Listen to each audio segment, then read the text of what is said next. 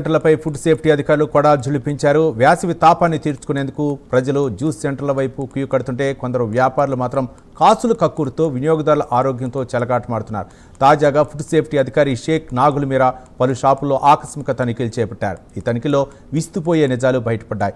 కుళ్ళిన పళ్లతో జ్యూసులు తయారు చేస్తున్నట్లు అధికారులు గుర్తించారు. అలాగే బాదం మిల్క్ నిల్వలను పరిశీలించారు.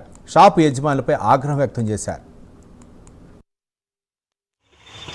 ఇవి దగ్గరికి పలకరించడానికి వచ్చింది. అదేలే ఫ్రిడ్జ్ లో అది ఏదో సారోజే ఉంటుంది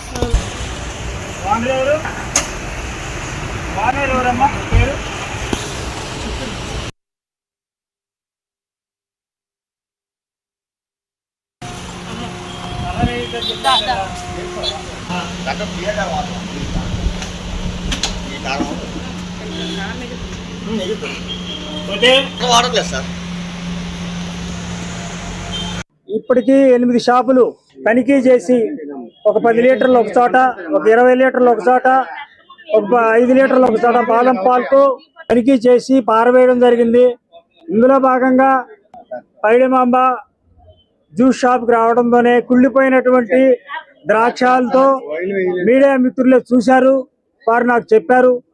నేను ఈ యొక్క పైడిమాంబ ఓనర్ చిన్నాగిని చెప్పేది ఏంటంటే హైజీనిక్ కండిషన్స్తో ఉండాలి, అంతా కూడాను ప్లాస్టింగ్ చేసి ఉంచాలి, నీరు నిలవకుండా ఉన్నటువంటి ఈ విధంగా ఉండాలి.